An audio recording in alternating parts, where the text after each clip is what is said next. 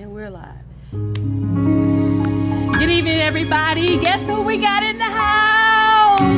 Welcome to the Choir Directors Academy. I'm your host, Angela Elaine, and I'm excited and elated for you to be here. I know you all going to chime in for us until you all get this message. Yes, I am starting early, okay, because I want my guests to be able to get home. She lives quite I'm on the west side. She on the other side of town, okay? So I want to make sure that she gets home on time. So she's playing a little bit for us. But those of you, when you watch this, click like, click share, let everybody know that we are live.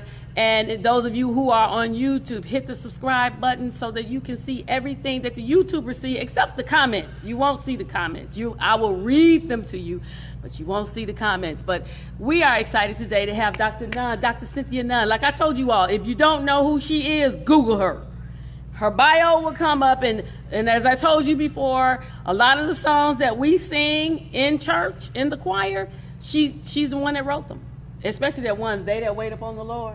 Dun, dun, dun, dun, dun, bum, bum. I mean, that's it. That's it. She wrote that, okay? She did that. And there's another one that, quite a few of them she did, and the one that I used on the promo about deliverance. Cried all night long, everything is going wrong, but deliverance will come. So those of you who are chiming in later, you might come in when the interview is almost over, but there is a replay button down at the bottom somewhere. It's called replay, rewind, share, click, whatever. But anyway, we're going to get started. The first thing that everybody would want to know is, how did you get started in the music ministry? What was your background? I want to first thank you for having me. You are so anointed and so proficient in your own right. So it's an honor to be with a young woman here. I've been doing this a long time, but just to watch the talent for women, I think choral directing and the arrangement, that is a rare gift, because most women sing. Yes, yes, we do. But when you can command your band, you can command, and you play beautifully. I heard it. Oh, I don't fool yourself. She can play. But I came into this. A lot of people don't know my background. My natural father, my birth father, was they tell me, a great musician. He recorded records and everything. He was killed when I was 2. Oh. So he was. I think he knew Billy Preston. He's friends with him. He knew James Cleveland. He knew. He was really Dr. Charles G. Hayes' first musician. So a lot of people don't know all of this about me. They just know me. So I believe I have his gift. I believe that happened. But when he was killed, I was very blessed to have father raise me. And I grew up at Faith Temple, Bishop Goldsberry. So from I was born in Church of God in Christ, born in Friendly Temple. Yes, born in it. My father played there. My uncle played organ. It was just, I have family musicians. My aunt played. But when my mother married again, he took us to Faith Temple, and that was the first time I was with Bishop H.W. Goldsberry. Okay. And that was a blessed thing, because how I got into music is because I was tragically hit by a car and left for dead, right? Ooh. So I wasn't even supposed to be alive nor walk, but through the faith and prayers of Bishop Goldsberry, my mom believed that, my father believed that, and I'm walking and I'm living today. Oh, wow. So I want to turn the volume up, make sure they can hear you. Sorry. In growing, I had to learn to walk, so it took years. So the only thing I could do was really play. Oh, wow. Because I couldn't skate and ride I rode my bike, but it was, it was very fragile for a few years to learn how to balance all over again. I had a cast. I was fractured in many places, so the cast went like right here all the way down to like almost a half body cast. Oh, wow. So it was very uncomfortable. I kept that. I stayed in the hospital. My God, it happened in April, so I stayed to probably June and July. So I was in the hospital, So I went through a lot. I learned a lot about God and about healing power, even at a young age. And I know God put my life back together. So there was a mission. And then if I really get psychic here, I really felt my soul leave my body. Oh. And I was a girl, but I remember coming up as high as the trees when the impact of the car hit me. And I heard a voice said, "Not yet." And all of a sudden, I went back into my body. And when I came to, I'm thinking that I could walk, but then I was going through blood loss and head concussion and trauma. Whoa. So it was touch and go for quite a while. But God. But God, He blessed you with that gift. I'm really a healing, I guess, testimony. So with that, because I couldn't, do like other children, Right. they got me into the music. They got me into classical. So yes, I do classical. I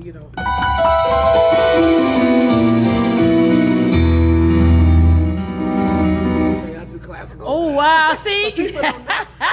hey Beatrice, you see, I got her. Did you just hear that classical? But I learned to read music and do classical. But of course, my mom had me in a Pentecostal church, Right. so that gospel was what moved me. So you mix it when you play. Yeah, so I've written anthems, but I've also written, the gospel, step back, let God do it. Yes, step back. So, and so many, I think, I don't even want to mention how many songs, because I think on BMI I have about close to 50 songs that have circulated through the 30-year period. So I'm very blessed. They call me a legend. I'm old enough to be one, so it's okay. You know what? I'm glad to be alive. And Exactly. And so I was writing songs when I was a teenager. Oh, And wow. then, so when I married young. I didn't really know what was all in me. I really didn't know. As you approach your 20s and then you begin to see, and then the Lord filled me with His Holy Spirit, and then it began to solidify my calling, what I was to do. And I said, Lord, you gave me these songs. If it's your will, I tried many times to be an artist, but it wasn't for that. It was for me to be a writer. Mm-hmm. And I mean, I'm an artist, so somewhat, but not as successful as a Karen Clark or as a CeCe Winans or something like that. But I'm very happy with what God gave me to do. And with this, I've traveled Europe extensively. I've been to Sweden, You've been all Georgia, over. Sweden, Switzerland, Poland, Germany. Oh, wow. Oh my God, Finland and Austria, and many times for these different countries. It wasn't just one time. It's been like 40 times at one country, another for another. Wow. England, Denmark. So I've traveled. That's amazing. I was able to get the music. I think I call myself a really evangelist for Europe. Europe wanted that gospel sound. We have gotten away from it. We're not trying, we did. Because we're kind of bored with it, but they embraced the ethnicity of the Black African American sound. And God blessed them for that, because they have gospel choirs that can top ours at this point. Oh, wow. From Japan all the way through, So I've witnessed a lot, and I want to feel that I'm responsible for carrying the gospel, just like a Mahalia Jackson, just like a Jesse Dixon. Mm-hmm. I carried it, and I was a choral trainer. They loved the idea because it was more women trainers Mm-hmm. than men, so they wanted a woman. I was inspired to go through Reverend Clay Evans, because he said, I can't go, but I'm going to introduce you to where I think you could really benefit.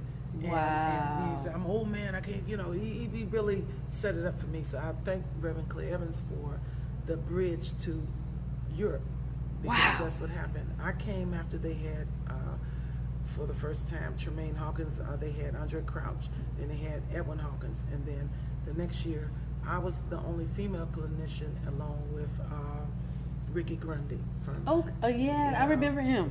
And then after that, you had many others that started going that are known for it. Calvin Bridges came later.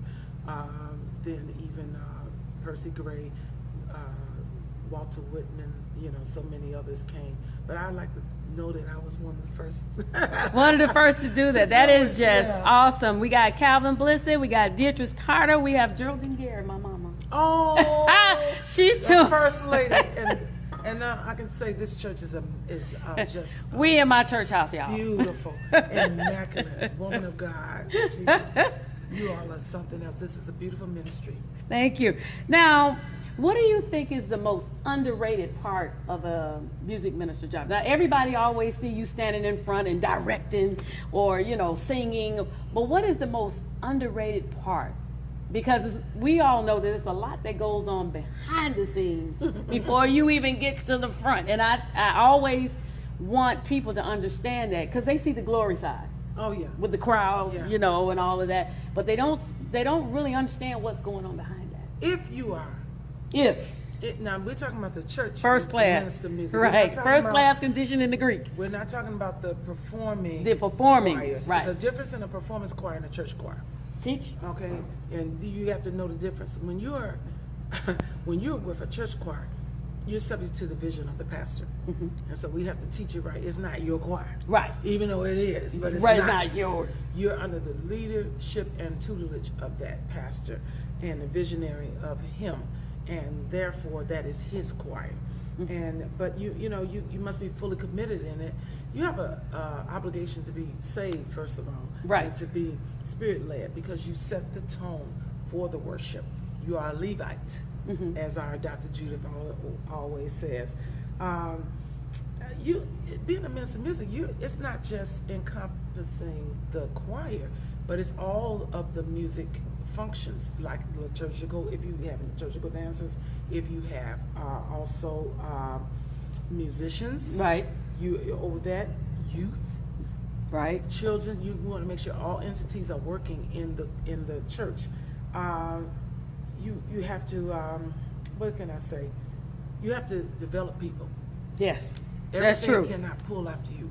You have a job to develop and deploy. And therefore you create, you're a kingmaker, you're a queen. In other words, it's your job to make sure that you nourish the gifts that have been given to you to even supervise. So underrated, it's a lot. You have to picking the right thing at the right time. And for all of you that are working with choirs, you know how it is. You can rehearse, you look up, you don't have the voices that you rehearse with.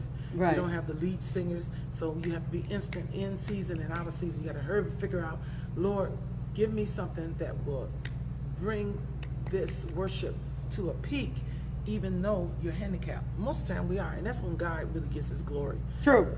True. You have to work enough material in there that doesn't require maybe a lead singer, something that they can do jointly. You have to always be prepared for the unexpected. And then you have to work with your sound. If a person cannot hear, they can't feel what your choir's doing. You have to balance, make sure everything, and some people are egotistical, the musicians want to be heard. Right. And then your poor choir is screaming beyond means, trying to be. So you have to balance, you have to get your feelings hurt, because a lot of people, their pride is in this. You have to work with the sound person, which sometimes their pride is in it, but you want everything balanced to the excellence where God can get his glory.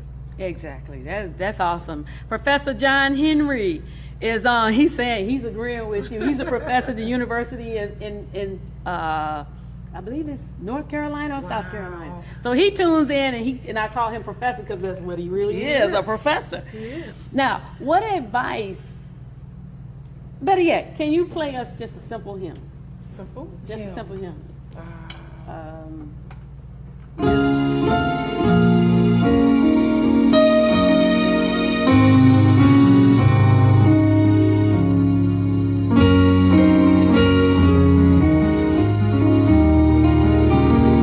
That's your song, Beatrice.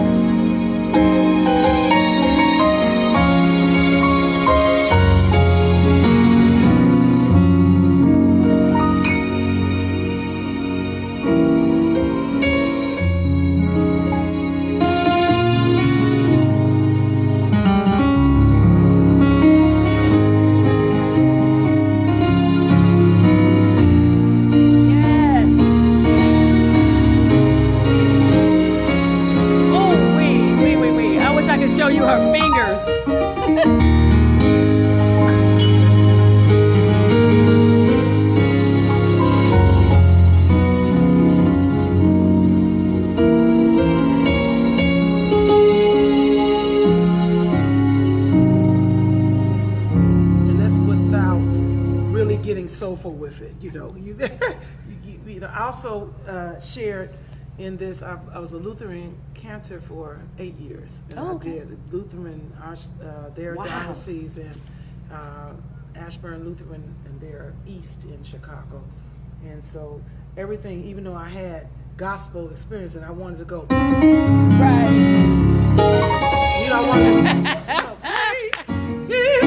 I want to go in, but I had to go, because any little trill, they read from their books, they look up. And I had an all-white choir and all, and this is like, what is she doing? Mixed worshipers. And then Lord showed me, even though, showed me his people are everywhere, he looks at the heart. But it was a good experience for me, because here I was, a Pentecostal musician, and I had to conform. I even played pipe organ. Oh, wow, pipes. Pipe organ. So it's been a road. This has been a really interesting life God has blessed me to see. I thank him every day. Thank him for your gift. Right. Oh, that's another thing. You might not have the gift that someone else. I know they're great. Yes. They're greater musicians. Guilty. Than me. Greater singers. I never rated my singing. I was just telling you this earlier. But what he gave me to do, I just thank him, and I give him the glory.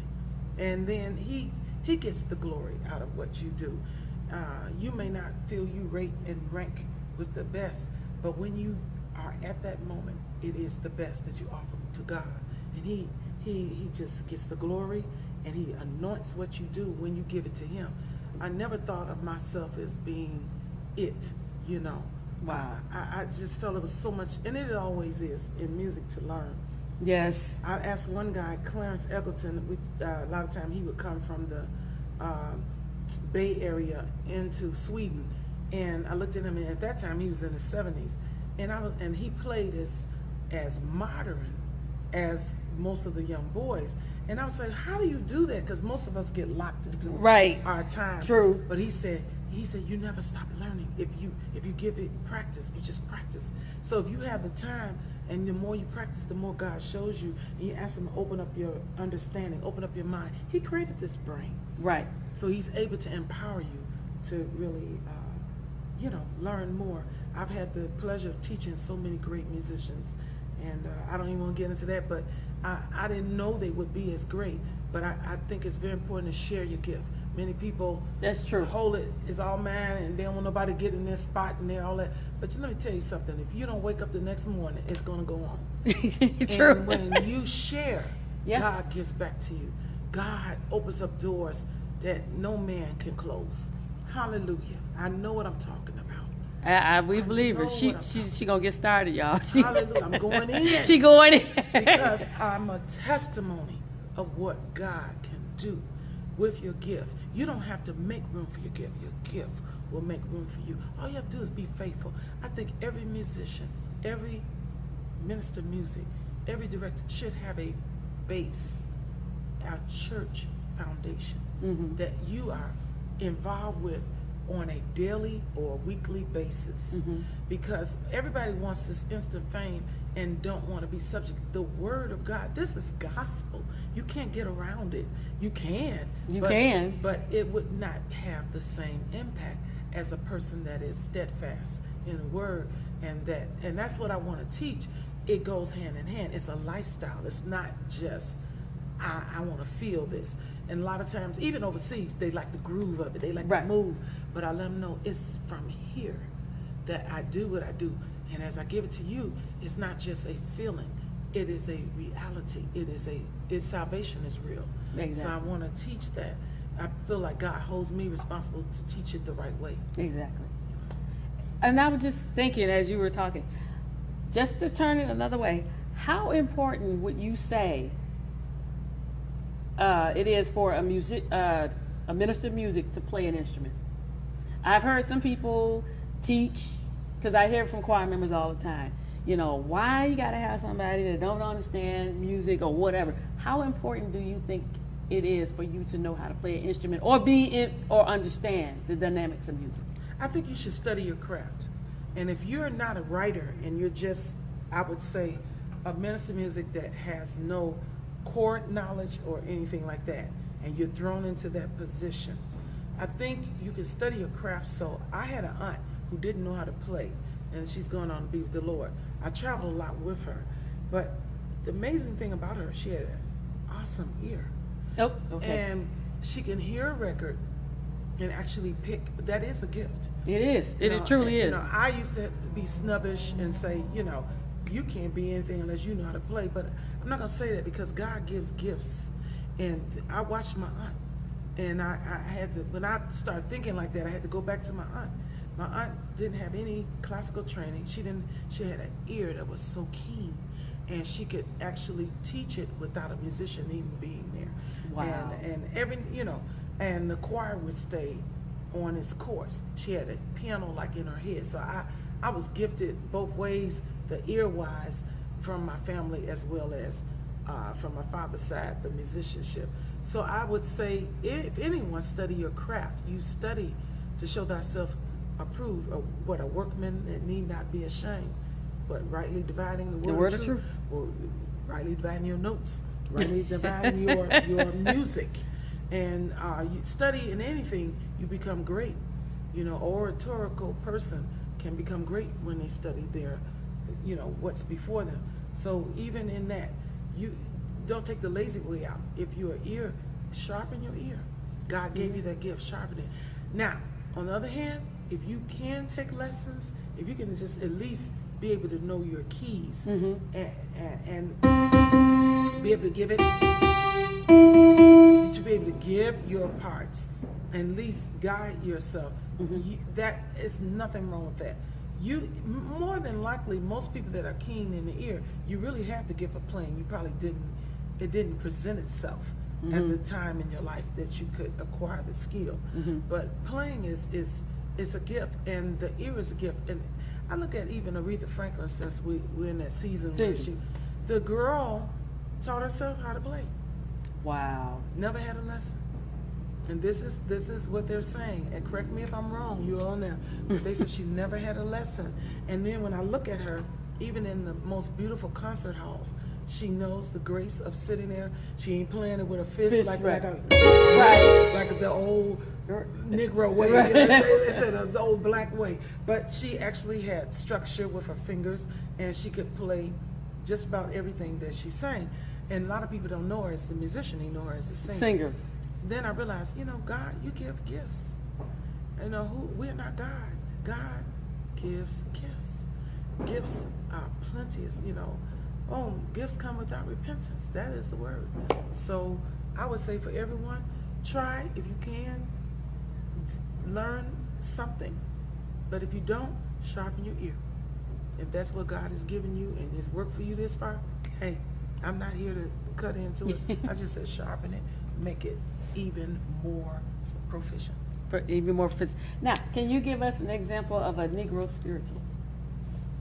Oh. Anyone, Go Down Moses, or Swing Low, Sweet Chariot, whatever. Oh, so many. But I know, whichever one you got.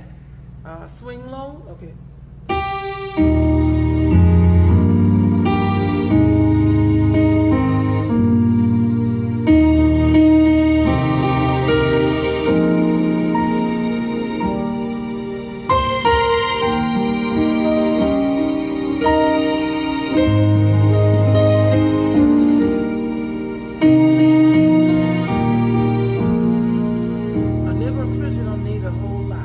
It just needs the pure essence of what it is.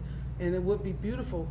Negro spirituals don't even need music. No, they don't. And that is something our choirs are getting away from, that good sound. They can't, most of the time the music covers up all the mistakes. And That's true. Music has become so dominant with the choirs. But the real ethnicity, the real African American choirs, the AME, the Baptist, the old Kojic, they didn't have all of this. We didn't have drums. We didn't have bass guitars. We didn't have, if we had a piano, and we didn't have the Hammond organs until later because they were called worldly. So, you know, you got to know your history. True. They just actually train. So how did they train? They trained from ear, or they trained from music. They were able to give the parts, or either, like my aunt call it, they could actually hear and everything. Some people have perfect pitch. I believe I have perfect pitch. Sometimes with a cold, I'm off. Right, half note. It's like, let me see. I'm on live. Let me see if I can do this. That what that be C. See, she got So she got it's a perfect piano, pitch. Yeah, it's a piano in your head, and you can actually teach. If you have that, if I don't have a piano, I know where my C is at. I know then I'm on E. I can find G. So I know. So once you know that, you can teach prolifically. You know, because wow. you can do that. And don't say wow, because you do it. She's cool. I was like, I'm like, oh wow. She's good. That is so awesome. One more thing. We did talk about this a little bit, but I still need to ask this question. What is your perspective on updating hymns?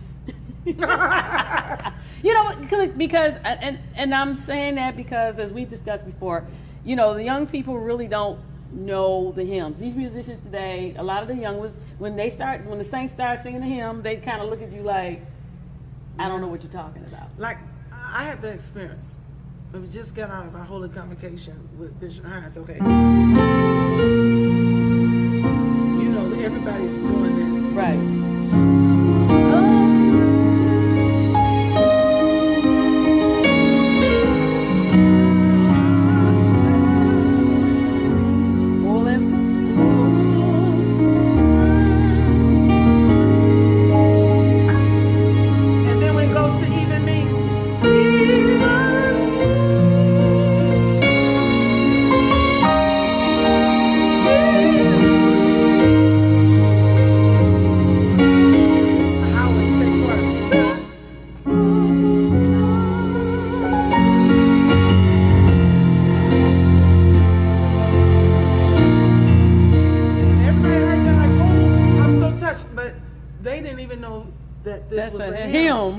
And that hymn comes, Lord, I hear. My mama used to sing this.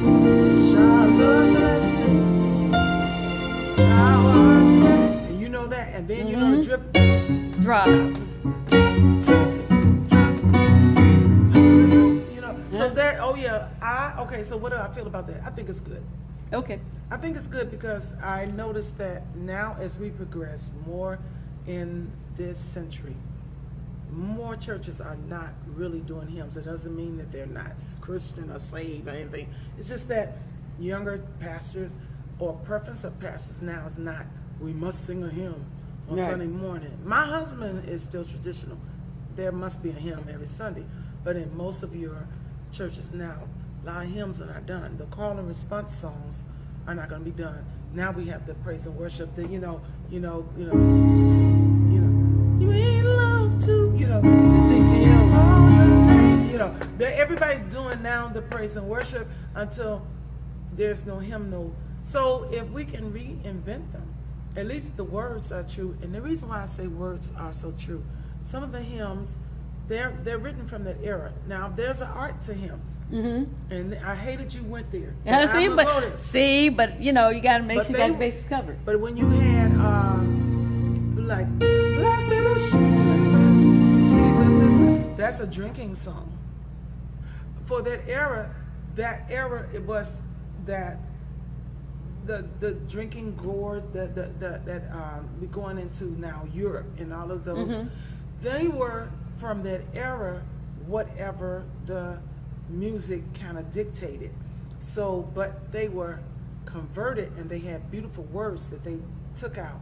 Danny, just like people had a fit when Andre Crouch changed Danny Boy, and when he looked beyond my faults, some of these. So it transcends, even with Kirk Franklin.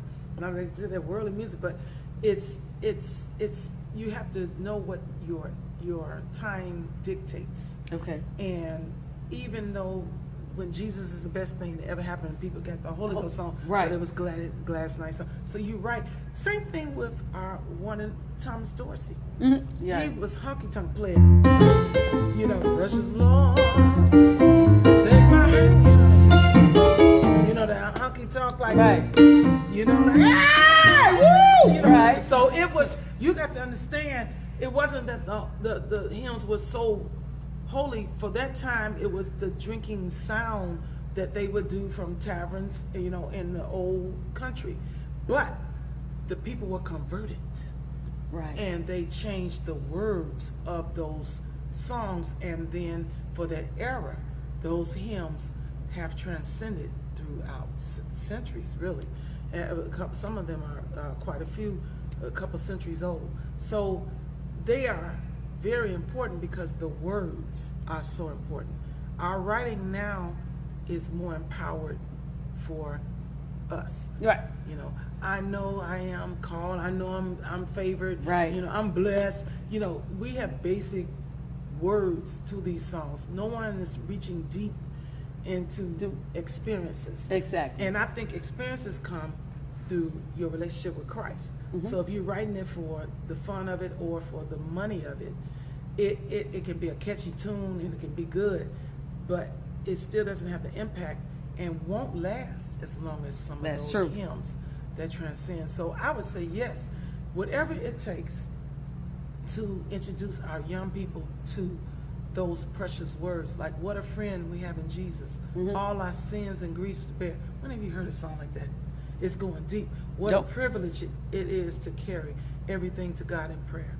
You know, we'll say, I can go to God in prayer. You know, we'll do that. Right. But to go into the depth of writing, some of this is very, like I said, prolific. It's just beautiful. So in whatever way you can do it, if you can incorporate hymns in your worship and you have the power to do it, I would hate to know that the hymns have died by 2040. You know what I mean? True. And 2040 will be here, you know, I might not be here, but 2040 It'll will be be here here before you know it.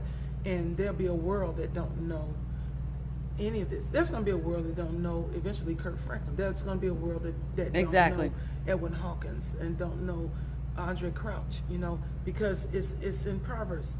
The grass is still grow over. And soon if we don't keep that, it will be lost. Exactly. Am I going too deep? No, you're not going too deep. You know, actually, Lady Bridget Plater is on here. She's like, I love Dr. Nunn, Josh Montoya, and I saw a couple of other people, and that is on here, and I just flipped it. Sorry, y'all. Y'all see me in church. Sorry. I did. My cousin Courtney from St. Louis is on. So we got quite a few people on here watching us. And no, you're not going too deep because you actually gave us some history on music, because a lot of times people do think that because the hymn was written in that particular era that it's supposed to stay there, and they don't know the history behind that. They don't know that it was, you know, we know that they were born out of struggles, you know, and that's probably why that they are so deep and they minister, because I find myself when I'm going through something, I can do the CCM and all of them when I'm feeling good and everything is going fine. I can do that. But when I'm going through a trial or something that's really stressing me, I have to go back to those hymns, because whoever wrote that hymn, they were going through something at that time and it ministered to me. You know, another thing I was thinking, churching has changed so. True. And if we learned this, you learned it from your mama, your grandma. We had institutional, like, and that's why you and I both lean toward it. But just think of those that came into it, never had any church knowledge. Wow. And they come into it, so they don't really know hymns. Right. They don't know to even reach back and want something to soothe them. So what they have, the Bible they have now of hymnals, would be what you hear on the radio now. And it's carrying them over, but this is where it's just a different, I would say, different generation. Very different. And I'm glad to be the age I am, but I do know, you know, you can really get away from it. So it's up to you. If you want to preserve the hymns, you want to kind of rearrange them, keep those words circulating, or if you go on to another type of music, which most churches have done. So it is, you know, I don't even know if there's a right and wrong, you know, in this.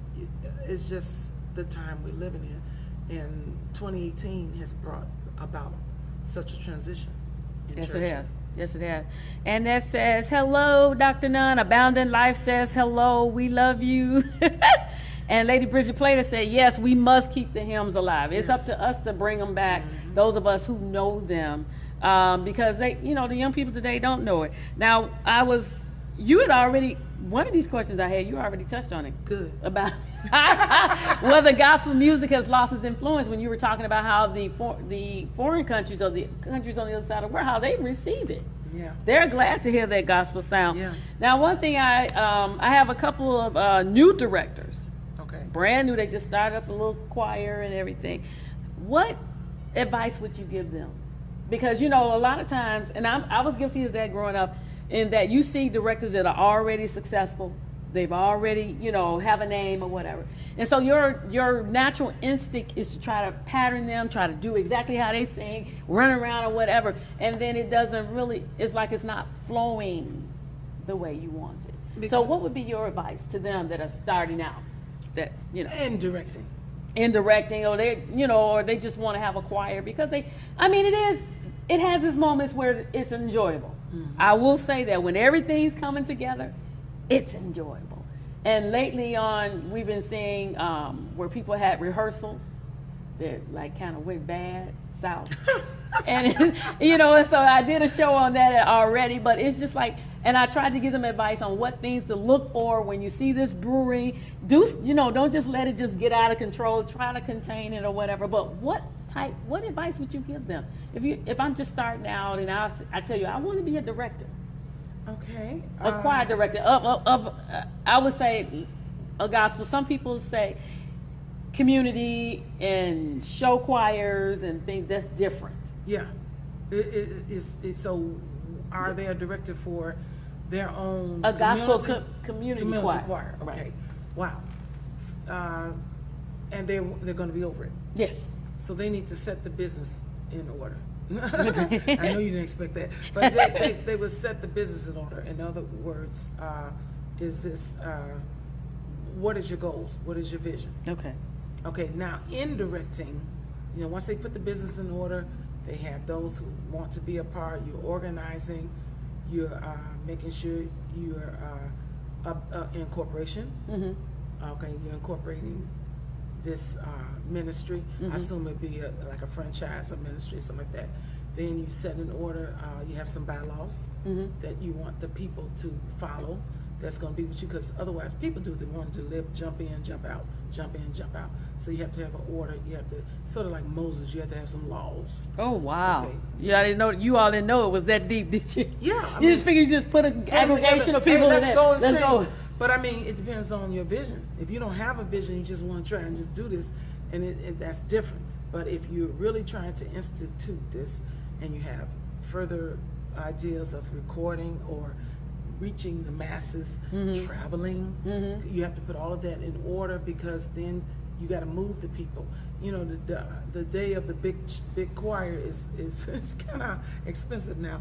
That's what I heard. I flew a choir to Germany, and I flew a group to Sweden. So it was no joke trying to get all of that lined up. And this was just this was just just the choir for a couple of days. Yeah, but if you're doing that for a community and you don't have any ministerial backing, so that's why you have to have laws. Now, what's beautiful about church choir, if anything go wrong, let's see the pastor. Right.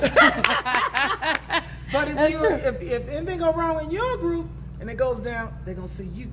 Right. And you have to incorporate yourself, and then cover yourself where you're not in any legal situation. If something falls out in your group, someone is abused, God forbid, you just gotta incorporate. This is a different day.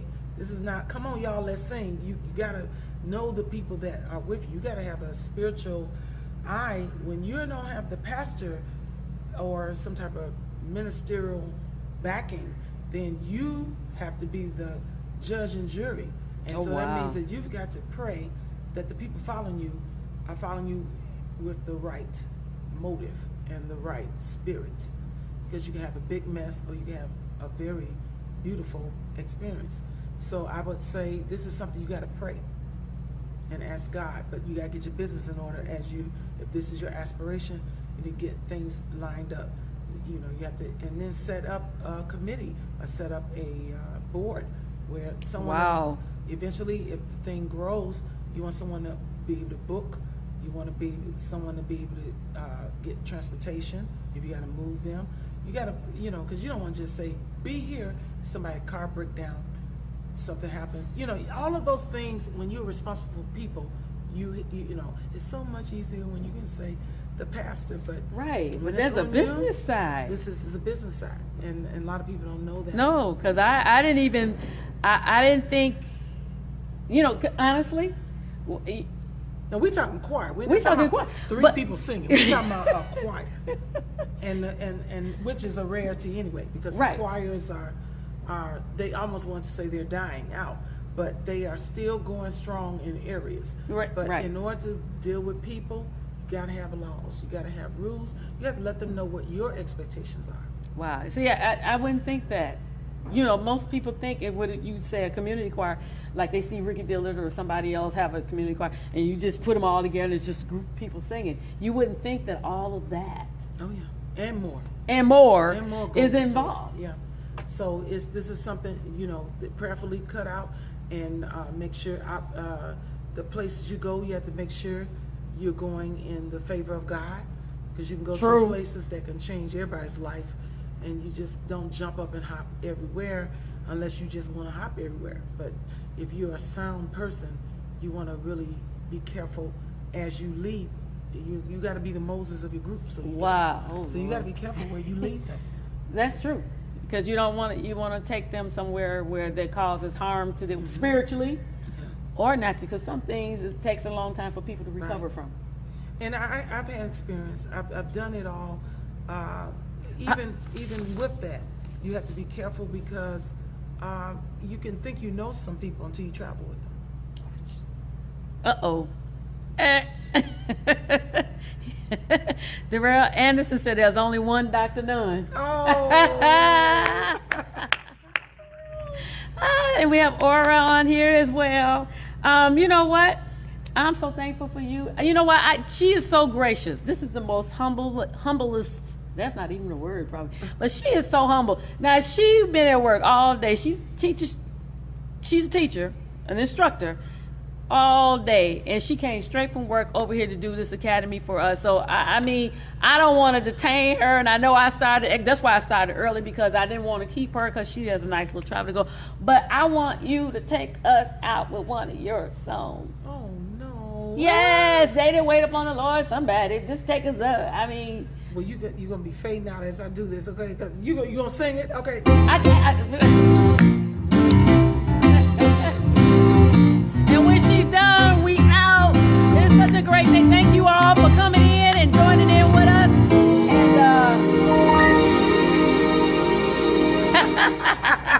And thank you, everybody. Love you. Love you. Thank you, Dr. Nunn. Love you. Wonderful woman of God. You are. Love you. Peace out.